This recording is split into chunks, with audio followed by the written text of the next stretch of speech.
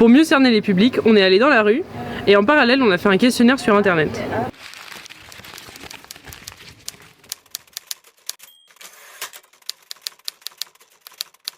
En collectant toutes nos réponses, on s'est rendu compte que 60% ils vont pour se divertir et 20% ils vont par passion et curiosité.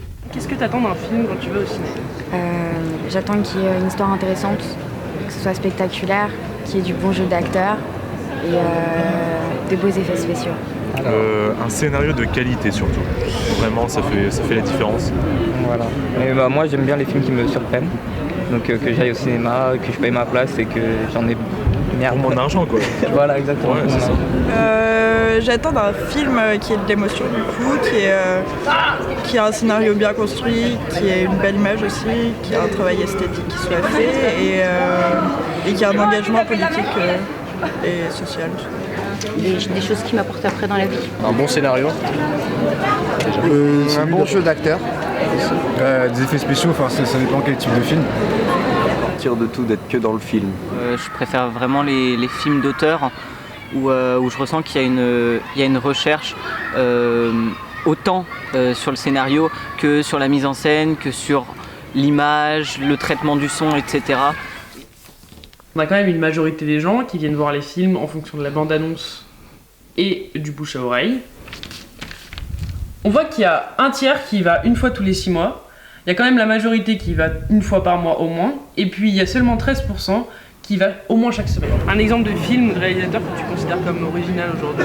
Tim Burton, je pense qu'il a réussi à recréer tout un monde complètement à lui et à le rendre accessible en fait à tout le monde. Un cinéaste que j'adore aujourd'hui, c'est Alain Guiraudy parce que je trouve qu'on voit plus trop tout l'aspect nature au cinéma. Miyazaki. Personnellement, je pense que tout a été déjà fait dans le cinéma, donc je vois pas en quoi ça pourrait être un peu original. Je sais pas trop. Original, Tarantino. Ouais. Voilà. Mon compatriote québécois, comment il s'appelle, là, sa camarade là, Xavier Dolan, voilà, ça c'est un bonhomme. c'est mon homme, ça c'est un beau gars. Quentin Dupieux avec Reality, je crois qu'il l'a appelé. Non, il l'a appelé Réalité et Reality c'est le nom de son personnage. Qui a une structure tellement différente de ce qu'on a l'habitude de voir, un traitement de l'image et du son que j'ai trouvé vraiment originaux. Finalement, on est face à plusieurs publics qui ont un rapport tous très différent à l'innovation. C'est vrai que les spectateurs que nous sommes allés interroger n'allaient pas forcément au cinéma pour les mêmes raisons. Certains veulent juste rêver un peu, d'autres attendre un film avec une esthétique recherchée ou simplement une histoire tirée par les cheveux. En fait, les gens veulent ressentir des émotions. S'il y a de la surprise, tant mieux. Mais c'est pas ce qui est le plus essentiel. Que ce soit innovant ou traditionnel, ce qu'on veut, c'est de la qualité. Ouais, en fait, on veut juste une bonne histoire.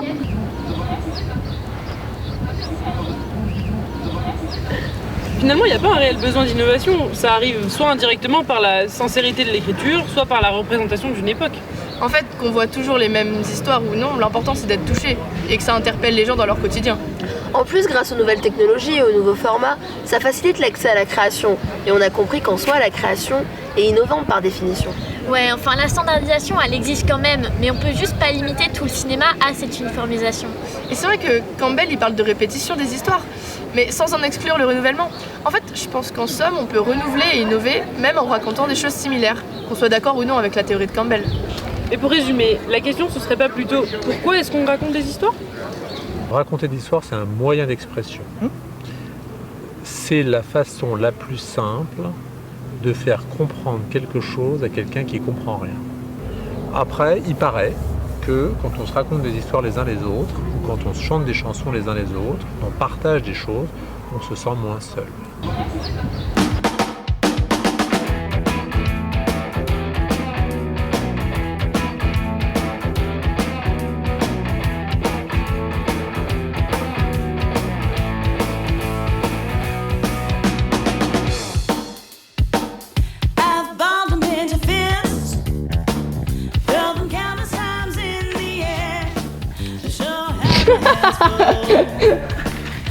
L'échec.